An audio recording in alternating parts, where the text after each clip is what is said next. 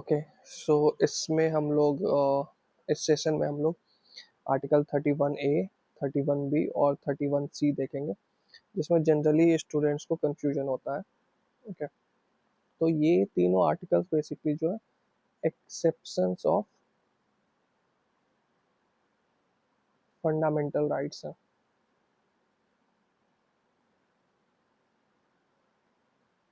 ठीक है, fundamental rights हमारे आर्टिकल 14 से 32 में हमें फंडामेंटल राइट्स दिया गया। उसके कुछ रीजनेबल रिस्ट्रिक्शंस है हर एक के जो उसमें मेंशन्ड है, बट उसके अलावा भी कुछ एक्सेप्शंस है जो कि इन तीनों आर्टिकल में मेंशन है। मतलब इन तीनों में वो कंडीशन लिखे हुए हैं जहाँ पे आपका फंडामेंटल राइट्स आपसे छीना जा सकता है और आप उसके अगेंस्ट सुप्रीम कोर्ट नहीं जा सकते हो, आर्टिकल 32 या आर्टिकल 226 के अंडर। जनरली ऐसा होता है कि अगर आपका कोई फंडामेंटल राइट वायलेट हो रहा है तो डायरेक्टली आप हायर जुडिशियरी, सुप्रीम कोर्ट या फिर हाई कोर्ट अप्रोच कर सकते हो इन दोनों आर्टिकल्स के अंडर। बट इन तीनों केसेस में अगर जो केसेस यहाँ पे लिखे हुए हैं, अगर उसमें आपका उसकी वजह से आपका फंडामेंटल राइट्स जो लिमिटेड जो इसमें मेंशन है फंडामेंटल राइट्स अगर आप वायलेट हो रहा है तो आप उसके अगेंस्ट सुप्रीम कोर्ट नहीं जा सकते हो। सरकार आपकी फंडामेंटल राइट्स को छीन सकती है कुछ केसेस में। तो यही देखेंगे कौन कौन से केसेस में आपके फंडामेंटल राइट्स आपसे छीने जा सकते हैं। तो सबसे पहले आर्टिकल 31A। ठीक है, आर्टिकल 31A बेसिकली लाया गया था फर्स्ट कॉन्स्टिट्यूशनल अमेंडमेंट 1951 से। ठीक है, तो ये लाया क्यों गया था बेसिकली, इसके पहले आर्टिकल 31 में राइट टू प्रॉपर्टी था। राइट टू प्रॉपर्टी एक फंडामेंटल राइट था, बट इंडिपेंडेंस के बाद गवर्नमेंट को लैंड रिफॉर्म्स करने थे। उसके लिए जो भी एक्सेस लैंड है वो जब्त करके उनको डिस्ट्रीब्यूट करना था, जमींदारी अबॉलिश करना था। तो उसके लिए सरकार को एक्स्ट्रा ज़मीन लेना पड़ेगा जिन लोगों की वो प्राइवेट प्रॉपर्टी है। बट चूंकि राइट टू प्राइवेट प्रॉपर्टी आपका फंडामेंटल राइट है, तो अगर सरकार आपकी ज़मीन लेती है तो लोग इस सरकार के खिलाफ सुप्रीम कोर्ट चले जा सकते हैं, जो कि गए भी थे आर्टिकल 32 के अंदर। तभी उसके बाद ये फर्स्ट कॉन्स्टिट्यूशनल अमेंडमेंट 1951 लाएगा, जिसके थ्रू आर्टिकल 31A और 31B दोनों ऐड किया गया था। ओके, तो 31A क्या बोलता है कि अगर 5 कैटेगरी ऑफ लॉज है उसमें मेंशन। ठीक है, अगर इन 5 कैटेगरी ऑफ लॉज की वजह से आपका फंडामेंटल राइट 14 और 19 वायलेट होता है तो आप सुप्रीम कोर्ट नहीं जा सकते हो या हाई कोर्ट नहीं जा सकते हो, आपका फंडामेंटल राइट वायलेट हो सकता है। ठीक है, तो 5 कैटेगरी ऑफ लॉज कौन कौन सा है? पहला है acquisition of state. Acquisition of state में वही जमीन का एक्वायर कर सकती है गवर्नमेंट। जैसे इसके ये बेसिकली जमींदारी अबॉलिशन के लाया गया था, जमींदारी अबॉलिशन के लिए। ठीक है, दूसरा है taking over management of property.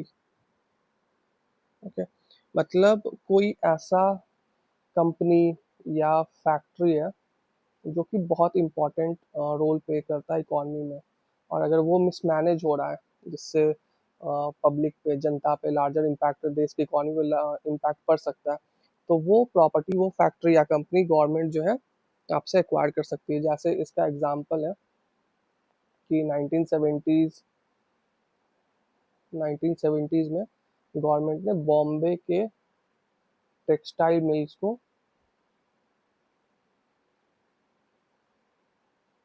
Textile mills के मैनेजमेंट को अपने अंडर ले लिया था। क्यों? क्योंकि टेक्सटाइल मिल्स उस टाइम जो था एग्रीकल्चर के बाद सबसे ज़्यादा लार्जेस्ट एम्प्लॉयमेंट प्रोवाइड करता था, उससे एक्सपोर्ट होते थे। तो अगर ये मिसमैनेज हो और ये इसकी कंडीशन बिगड़ रही थी इनकी, तो अगर ये बंद हो जाता, शट डाउन हो जाता, तो इकोनॉमी पे हमारा काफ़ी ज़्यादा इम्पैक्ट, नेगेटिव इम्पैक्ट पड़ता। इसलिए गवर्नमेंट ने इनको, इसके मैनेजमेंट को, इन कंपनीज के मैनेजमेंट को अपने अंदर ले लेती है। ठीक है, तीसरा कंडीशन है अमेलगेशन ऑफ कॉर्पोरेशन। अमेलगेशन मतलब मर्ज करना, दो कंपनी को एक साथ मर्ज करना। तो ये जनरली बैंक के केस में। ठीक है, कि अगर बैंक कोई डूब रहा है तो उसको बचाने के लिए गवर्नमेंट क्या कर सकती है, उसको दूसरे बैंक के साथ मर्ज कर सकती है। अगेन सेम लॉजिक है कि अगर कोई बैंक डूबता है तो उसमें बहुत लोगों के पैसे, पब्लिक के पैसे होते हैं, अगर वो डूब रहा है तो बहुत ज़्यादा लॉस होगा पब्लिक को, तो इसलिए उसको बचाने के लिए गवर्नमेंट बैंक को एमलगेट कर सकती है। चौथा है modification of rights of director और शेयर होल्डर ऑफ कॉर्पोरेशन। तो इसी कॉर्पोरेशन के जो डायरेक्टर या स्टेक होल्डर जो भी है उनके राइट्स भी वो मॉडिफाई कर सकते हैं, सेम लॉजिक है। ठीक है। लास्ट है modification of mining right to prevent private monopoly. Mining में मोनोपोली ना हो जाए, इसलिए उस गवर्नमेंट पास ये राइट्स है कि वो माइनिंग राइट्स को मॉडिफाई कर सकते हैं। ये सब पांचों किया जाता है इन द पब्लिक इंटरेस्ट। ठीक है। अगर पब्लिक इंटरेस्ट आपका हैम्पर हो रहा है तो उसको पब्लिक इंटरेस्ट को बचाने के लिए गवर्नमेंट आपके इंडिविजुअल राइट्स को 14 और 19 को ले सकती है पब्लिक इंटरेस्ट के सपोर्ट में। ठीक है। तो ये इतना था आर्टिकल 31A। ओके। अब आते हैं 31B पे। सी तो 31A में 5 कैटेगरीज ऑफ लॉ दिए गए, ये सारे 5। फिर 31B में 9th शेड्यूल ऐड किया गया जिसमें स्पेसिफिक लॉज की बात की गई। 31A में कैटेगरीज ऑफ लॉज थे, इसमें स्पेसिफिक लॉज है कि कोई भी लॉ अगर गवर्नमेंट 9th शेड्यूल के अंदर डाल देती है तो उसको चैलेंज नहीं किया जाएगा। ठीक है। Can't be challenge in judiciary. अगर आपके फंडामेंटल राइट्स वायलेट भी हो रहे हैं, कोई लॉ जो कि 9th शेड्यूल के अंदर है, तो आप सुप्रीम कोर्ट या हाई कोर्ट नहीं जा सकते हो। ठीक है।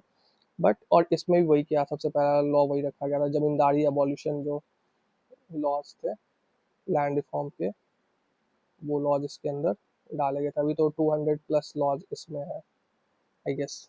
ओके। बट इसका फिर बाद में आया आईआर कोलियो केस। कोलियो केस, इसमें सुप्रीम कोर्ट ने ये बोला कि नहीं, ये ब्लैंकेट बैन नहीं हो सकता है।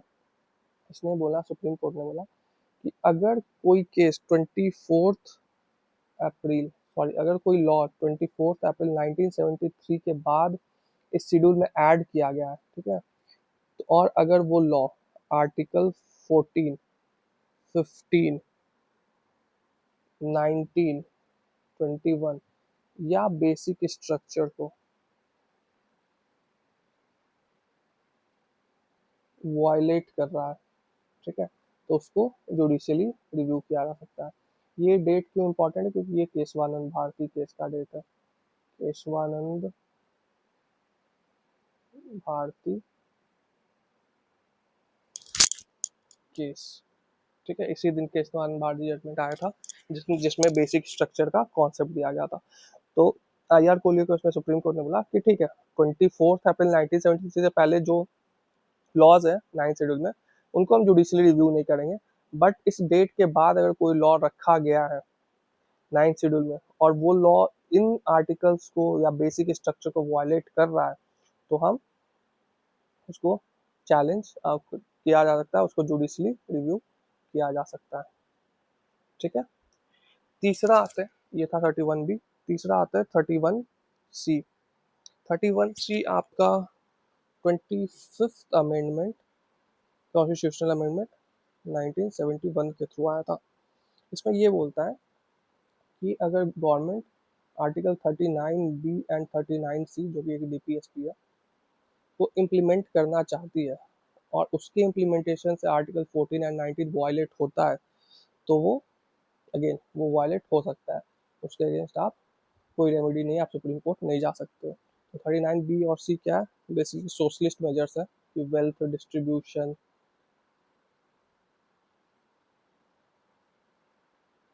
Wealth concentration.